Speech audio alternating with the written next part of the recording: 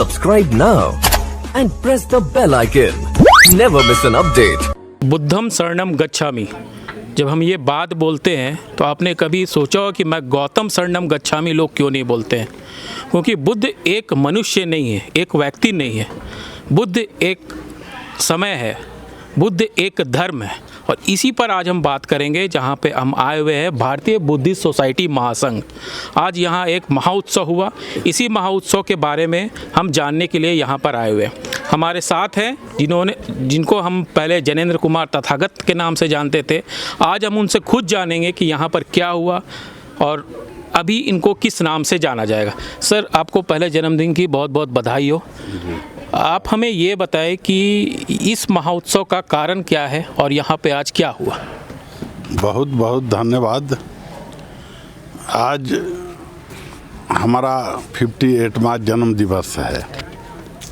प्रत्येक साल के भांति हमारे जन्म दिवस को धम्म दीक्षा कार्यक्रम के रूप में मनाया जाता है। आप पिछले साल भी आप देखे होंगे, आप इसके साक्षी रहे हैं। इस बार थोड़ी सी खासियत है, थोड़ी नहीं बहुत। पिछले साल हम बुद्ध धर्म के अनुयायी थे, आज हम भंते हो गए।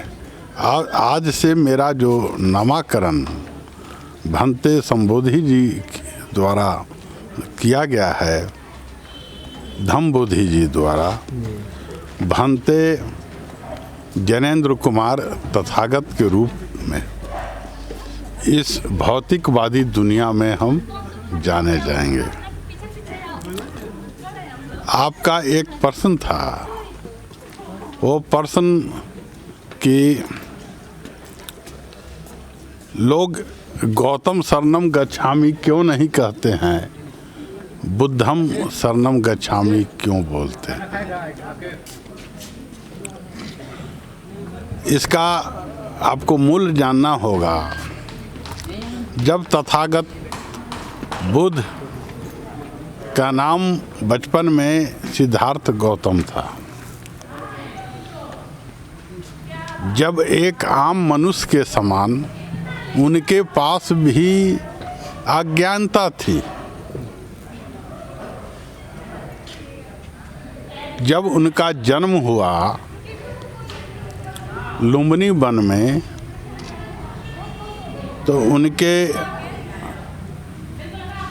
पिताजी ने बड़े बड़े महर्षियों को बुलाया कि हमारा बेटा राजकुमार कैसा होगा। तो एक बड़े महर्षि कांडुक थे ना, उन्होंने कहा कि आपका लड़का एक बहुत बड़ा सन्यासी बनेगा। तो उनके पिता सुजोधन ने उनको भौतिकवादी दुनिया में घटित होने वाले दुख सुख से उनको मुक्त रखा, दुख सुख दोनों से मुक्त रखा। और उनके लिए एक ऋतु के अनुसार अलग अलग राजमहल बनाया गया कि कभी उनको मुरझाए हुए पत्ते पर नज़र नहीं पड़े, मुरझाए हुए फूल पर नज़र नहीं पड़े, मृत व्यक्ति को कभी वो देख नहीं पाए। क्योंकि जब ये नहीं देखेंगे तो उनको सन्यास का बोध कैसे आएगा। उनके लिए राजा थे, उस जमाने की खूबसूरत खूबसूरत महिलाओं की व्यवस्था की गई कि वो महिलाएं उनका मनोरंजन कर सके। कि बुद्ध एक बार नगर भ्रमण की इच्छा हुई, वो निकले तो देखे कि एक वृद्ध आदमी जा रहा है, उसको हाथ में एक लाठी भी है। उन्होंने देखा कि मैं इतना खूबसूरत नौजवान हूँ, क्या मुझे इस स्टेज से गुजरना पड़ेगा क्या? आगे उन्होंने देखा कि एक आदमी सुता हुआ है और उसको 4 आदमी कंधे पर लिए हुए है और उसको राम राम सत्य है उसको ले जा रहा है। पूछे कि क्यों ले जा रहा है? कहा कि वो मर गया है। तो बोले कि मृत्यु भी होता है, मुझे भी मरना पड़ेगा। इस अंतर्द्वंद को खोजने के लिए गौतम सिद्धार्थ रात्रि में सोए हुए अवस्था में अपने पत्नी और बच्चे को छोड़कर निकल गए। जब उन्हें बड़े बड़े महर्षियों के साथ रहा, जब उन्हें सक्षम ज्ञान प्राप्त नहीं हुआ, तो उन्होंने ज्ञान और साधना के लिए उन्होंने बिहार के गया में एक पेड़ के निकट उन्होंने समाधि ले ली। समाधि, और उन्होंने उस दौरान अनुभव किया कि दुख का कारण क्या है, उस दुख का निदान कैसे होगा और निदान कौन करेगा। यहीं से उनको ज्ञान प्राप्त होता है। उन्होंने कहा कि दुख का कारण आप स्वयं हैं, मैं स्वयं हूँ, और दुख का निवारण वो मंदिर में नहीं होगा कि कोई ईश्वर नहीं करेंगे, उसको स्वयं आपको करना है। माने किसको? आपको। तब उन्होंने बोला अतो दीपो भवः, आप किसी ईश्वर की पूजा मत करो। ईश्वर आपका दुख का निवारण नहीं करेगा। ईश्वर है ही नहीं, आप स्वयं ईश्वर हैं। आप दुख का स्वयं कारण हैं और कारक भी हैं और निवारण करता भी है। कोई स्वर्ग और नरक नहीं है, आपके कर्म ही स्वर्ग है और आपके कर्म ही नरक है। बुद्ध ने जो मार्ग दिया, माने सिद्धार्थ गौतम ने जो मार्ग दिया, उस मार्ग पर उस जमाने में लाखों करोड़ों लोग चलने लगे। उन्होंने अपने को बुद्ध नहीं कहा, कभी नहीं कहा। करोड़ों लोगों ने उन्हें बुद्ध कह के पुकारा, उन्हें बोधिसत्व कहा। यही अंतर है। आगे और कुछ पूछना? चलिए, बहुत अच्छा समझाया सर। एक बात बताइए, ये जनेंद्र कुमार तथागत से जनेंद्र कुमार बनते जो आप बने हैं, तो ये पूरी कहानी क्या है, क्या है ये? आप जानते हैं हमें निजी तौर पर बरसों से कि मैं बाबा साहेब डॉक्टर B.R. अम्बेडकर का अनुयायी हूँ। अनुयायी माने उनके विचारों पर चलता हूँ और बुद्ध धर्म का अनुयायी हूँ। बाबा साहब और बुद्ध को अलग नहीं किया जा सकता, समझे कि नहीं?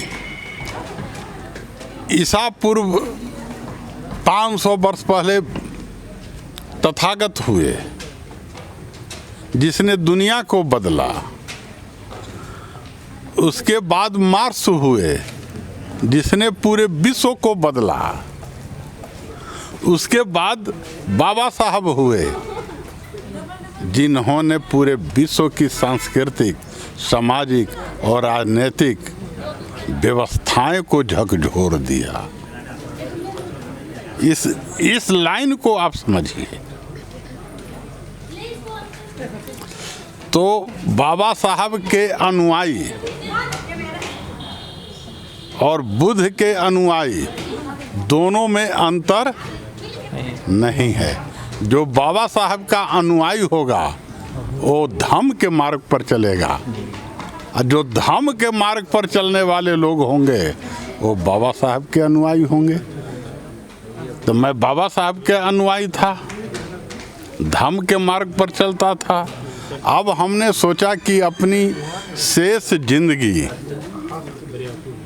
जिंदगी धम्म के मार्ग पर, धम्म के रास्ते पर सांसारिक सुख माया मोह माया को छोड़कर, क्योंकि 2-3 चीज मानव का सबसे बड़ा आभूषण होता है। आप प्रैक्टिकल देखिए, केस कटाने जाते हैं, नाई अगर केस छोटा कर दे तो आप नाई को एक चमेटा मार देते हैं कि तुमने हमारी सुंदरता को बिगाड़ दिया। नाई अगर मोछ बनाता है, संतोष जी के मोछ को थोड़ा डेढ़ काट देगा तो 2 फैट उसको दे देंगे, क्योंकि ये 2 चीज जो है सौंदर्य का संसाधन है, और सौंदर्य का संसाधन ही वासना पैदा करता है, विकार पैदा करता है। तो हमने इस दोनों सौंदर्य की संसाधनों को त्याग दिया।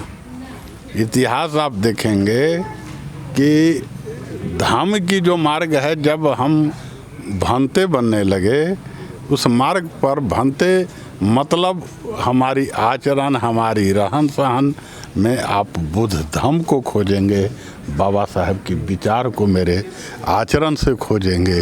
यही भंते और अनुयायी में अंतर होता है।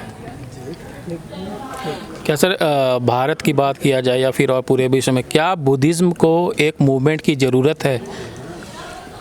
देखिए, तथागत बुद्ध की जो विचार है, उस विचार जो उनकी थी, उस समय सनातन धर्म में जो बुराइयां आ गई थी, जो ब्राह्मणवादी व्यवस्था द्वारा उत्पन्न किया गया था, उसके खिलाफ बुद्ध ने आंदोलन किया। बुद्ध ने बलि प्रथा का विरोध किया। समाज के अंतिम व्यक्ति शूद्र के साथ भंते सुमित भंगी कहिए, वो तो भंते हम बोलते हैं, हम भंगी नहीं बोलते हैं। वो भंगी था।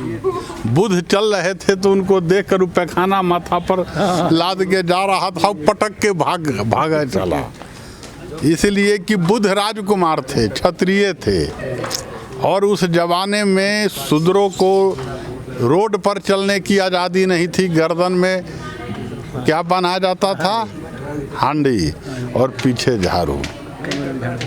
बुद्ध उसको रोके गया, ये आदमी क्यों भाग रहा है, लाओ उसको पकड़ करके धा करके उसको बुलाए। तो लोगों ने कहा कि ये भंगी सुमित है, इसका काम लोगों की पैखाना फेंकना है। बुद्ध ने उसको कहा कि तो इससे भागता लोग क्यों है? तो कहा कि इसको उस समय रास्ते पर चलने का है और सफाई करना पड़ता है जिस समय पैखाना लेके सुमित का पैर चलता है। कहा कि शरीर का अगर गंदगी कोई छोड़ दे तो पूरा शहर गंदगी हो जाएगी, पूरा गांव हो जाएगा। तो ये नीच नहीं, ये महान है। और तथागत बुद्ध उसको बुलाए और उसको धम्म की शिक्षा दी, और भंगी सुमित से वो भंते सुमित हुआ। ये अंतर है। पूरे विश्व में जिन ब्राह्मणों ने बुद्ध धम्म का आंदोलन उनके खिलाफ हुआ, आज उस धम्म में प्रवेश कर चुके। भंते धम्म बोधि जी हैं, हमको दीक्षा देने से रोकने के लिए 1000 बार फोन इनको आया कि आप दीक्षा नहीं दीजिए। रात भर फोन आते रहा सुबह तक। क्यों? हमारे संतोष जी बैठे हुए हैं। कोई नहीं कह सकता है कि जैनेंद्र जी, अंबेडकरवाद आंदोलन को हमने जमीन पर उतारा है। पूरे जीवन चरित्र में हमको भोजन पर बुलाते हैं, मैं संतोष जी सबसे अंतिम व्यक्ति के यहाँ खाना खाता हूँ कि नहीं, उनकी बुद्धता का तारीफ करता हूँ। वो ब्राह्मण नकली बुद्धिस्टों ने, नकली बुद्धिस्टों ने कहा कि आप ज्ञानेंद्र जी को धम्म की शिक्षा नहीं दीजिए। हम तो चाहते हैं कि संतोष जी भंते बने। हमको इन्होंने भंते बनने के बाद पहला निमंत्रण जिस ढंग के बुद्ध को कि उनको पहला ज्ञान मिलने के बाद खीर खिलाने वाली कौन थी? सुजाता। स से सुजाता और दूसरा स से संतोष जी। हाँ, तो जब भंते झारखंड में बुद्ध आंदोलन का इतिहास लिखा जाएगा तो हजारीबाग में संतोष जी का भी एक नाम आएगा। बहुत बहुत बधाई हो संतोष जी आपको। सर एक लास्ट सवाल है, जैसे भारतीय बुद्धिस्ट सोसाइटी अब एक विश्वव्यापी रूप लेने लगा है विश्व में पर, और ऐसे अभी बहुत सारे खबर आ रहे हैं कि बुद्धिज़्म किसका है। जैसे अगर मैं नेपाल की बात करता हूँ, उन्होंने बोलता है चूँकि लुम्बिनी नेपाल में था इसलिए बुद्ध हमारे हैं। हम लोग बोलते हैं गया बौद्ध गया में दीक्षा ग्रहण की इसलिए बुद्ध हमारे हैं। तो बुद्ध पर अधिकार किसका है? अब संदीप जी, आपके चैनल की बधाई हो, आपने क्रिटिकल सवाल पूछा। बाबा साहब महार जाति में पैदा लिए और सबसे ज़्यादा भारत में बाबा साहब के तथाकथित अनुयायी चमार लोग हैं, ये सच्चाई है। बाकी बाबा साहब की दर्शन चमारों के लिए नहीं थी, एक भी दर्शन चमारों के लिए उन्होंने लिखा ही नहीं, उन्होंने मानवता के लिए लिखा। शोषित पीड़ित समाज के अंतिम व्यक्ति को समाज के साथ जोड़ने के लिए लिखा। उन्होंने धम्म को अपनाया, मानव कल्याण की बात की, तमाम प्राणी मात्रों पर दया की बात की। उन्होंने चमार सेना कभी नहीं बनाया और महार सेना, उन्होंने बनाया समता सैनिक दल। है इसी ढंग से लुम्बिनी में पैदा लिए वो अकस्मात है। ज्ञानेंद्र जी पैदा लिए बिहार में, वो अकस्मात है। वो मेरे बस की बात नहीं थी कि मैं पैदा यहीं लेता कि गया में। बाकी मैं भंते के रूप में परिमार्जन में यहाँ हुआ। ये मेरे बस की बात है, और ये मेरी बस की बात मैंने पहले बार भी बोला कि मैं हिंदू धर्म में पैदा लिया, ये मेरे बस की बात नहीं थी। बाकी मैं बुद्धिस्ट हूँ, बुद्धिस्ट मतलब ज्ञानी। आप हमारा मंत्र जानते हैं, हमारे भंते जी पढ़ाए क्या? ओम नमो भगवते सम्मा संबुद्धस्य। मैं उस भगवत को अरहंत को जो बोधिसत्व को प्राप्त किया है उसको मैं नमस्कार करता हूँ। माने जो परम ज्ञानी है, गौतम बुद्ध हुए, बाबा साहेब हुए, कार्ल मार्क्स हुए, राहुल संस्कृत्यान हुए, जो महापुरुष जो ज्ञान को प्राप्त किया है, जिनकी ज्ञान से करोड़ों लोगों की जीवन शैली बदला है, मैं उनको नमस्कार करता हूँ। अन्य धर्मों में और बुद्ध धम्म में अंतर है। मुसलमानों में क्या है? मेरे अल्लाह के सिवा कोई नहीं है। हिंदू में क्या है? 56 करोड़ देवता है। सिख में क्या है? गुरु गोविंद सिंह को भगवान मानते हैं। हम बुद्ध को भगवान नहीं मानते हैं। बुद्ध बोलते क्या हैं? एक चीज़ जान लीजिए, हमारे भंते जी भी बैठे हुए हैं, बुद्ध बोले कि हमसे पहले भी बुद्ध पैदा लिए हैं 27वां और मेरे बाद भी भविष्य में पैदा होते रहेंगे। तो राहुल संस्कृत्यान बुद्ध थे, मार्क्स बुद्ध थे, बाबा साहब स्वयं बुद्ध थे। जिसको ज्ञान है वही बुद्ध है। उन्होंने कहा कि मेरे पहले कोई पैदा नहीं लिया और भविष्य में कोई पैदा नहीं लेगा। तो ये अंतर है। ये थे हमारे साथ जनेंद्र कुमार बनते जी। इन्होंने बहुत अच्छा कहा कि कार्ल मार्क्स भी बुद्ध हैं, भगवान बुद्ध भी बुद्ध हैं, जो ज्ञान दे वो बुद्ध है। और हमारी शुभकामनाएं हैं सर आपके साथ। आप इसी तरह मानवता के काम में निरंतर लगे रहिए। बहुत बहुत धन्यवाद। आपके चैनल को भी बहुत बहुत धन्यवाद। साधु साधु साधु।